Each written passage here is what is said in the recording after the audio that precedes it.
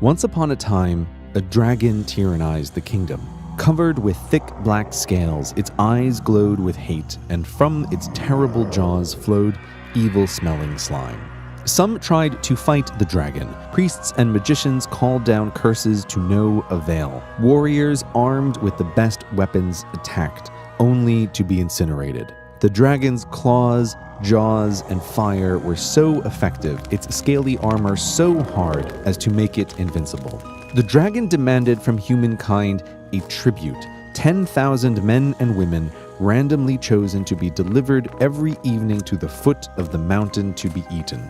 The king and the kingdom, their weapons useless, had no choice but to pay the grisly tribute, to suffer the misery, to feed the insatiable hunger.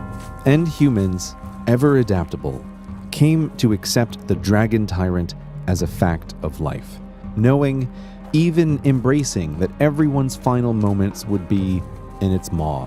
How could the world be otherwise?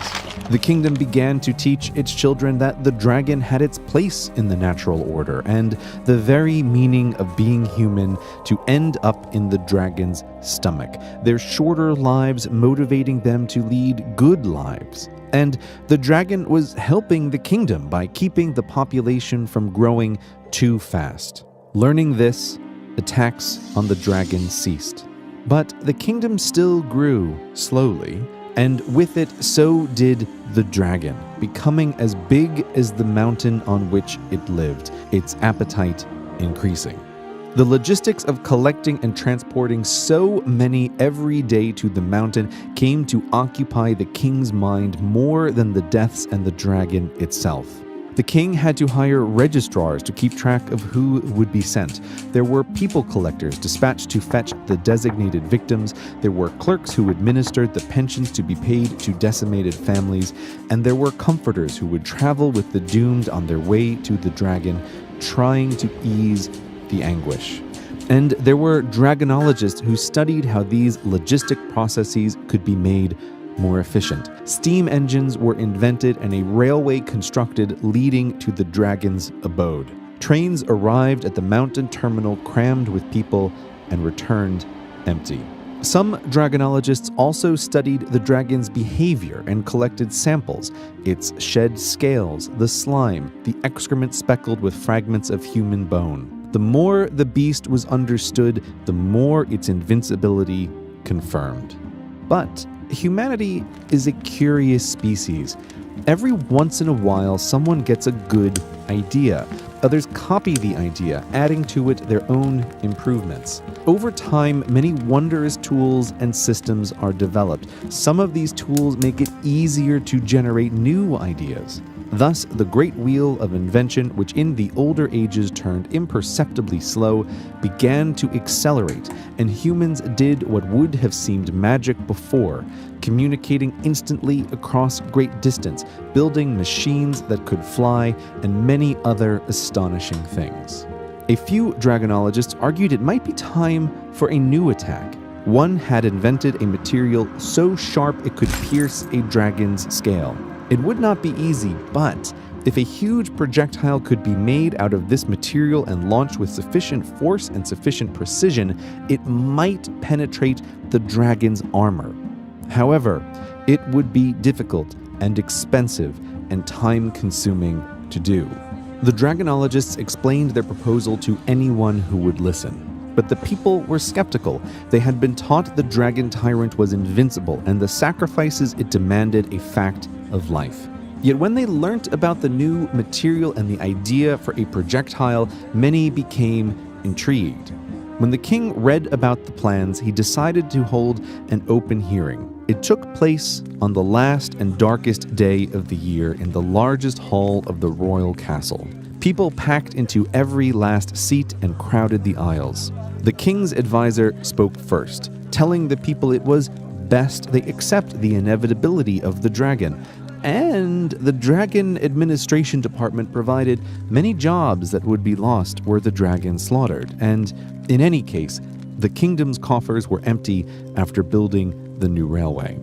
Next, the leading dragonologist explained how the proposed device would work, how the requisite amount of new invented material could be manufactured. Given the requested amount of funding, it may be possible to complete the work in 15 to 20 years. With greater funding, maybe 12. However, there could be no guarantee. Last to speak was the king's advisor for morality. "Let us grant," he said, "the project is technologically possible, though it hasn't been proven to me. Presumably, you think you've got the right not to be chewed up. How willful, how presumptuous, how vain. The shortness of human life is a blessing. Getting rid of the dragon, which might seem such a convenient thing to do, would undermine our dignity. This preoccupation with killing the dragon will deflect us from realizing more fully the aspirations to which our lives naturally point, from living well rather than merely staying alive. The nature of the dragon is to eat, and our own nature, my friends, is nobly fulfilled only by getting eaten. The dragon is necessary. The dragon is good." The great hall was silent. Then a small child yelled out from the audience, "The dragon is bad." The child's parents turned red and hushed, but the child said again, "The dragon is bad. It kills people. It ate my granny. I want my granny back." The hall was silent again. Then a woman stood. "The dragon killed my parents." A man followed and stood. "The dragon killed my wife and my daughter." More and more people stood. The simple fact that the dragon killed everyone, the loss of it, the weight of it crashing over the hall, the way out from under remote yet maybe possible. The king, looking at the first child to speak, announced, "Let us kill the dragon." The next morning, 1 billion people woke to realize they or those they loved might be sent to the dragon before the projectile launched. Whereas before, active support for the anti-dragon cause had been limited, it now became the #1 priority and concern on everyone's mind.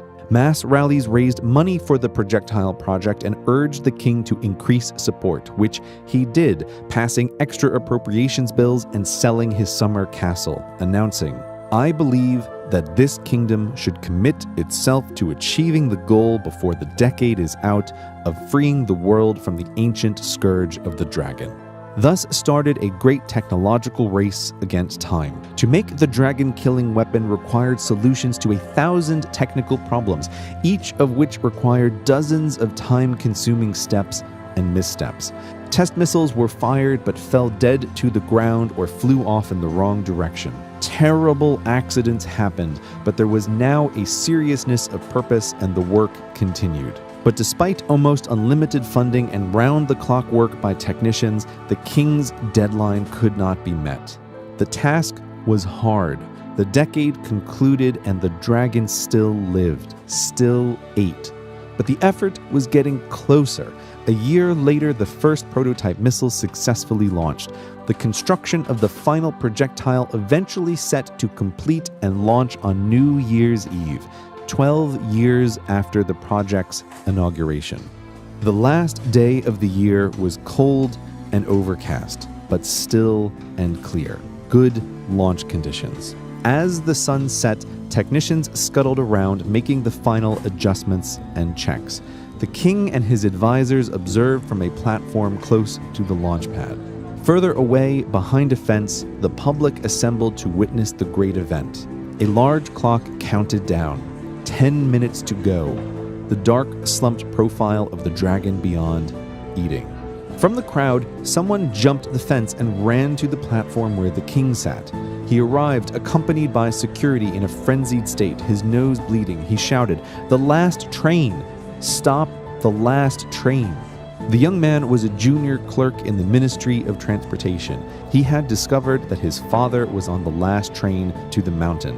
The king had ordered the trains to continue to the very end, fearing any disruption might cause the dragon to stir and the missile to miss.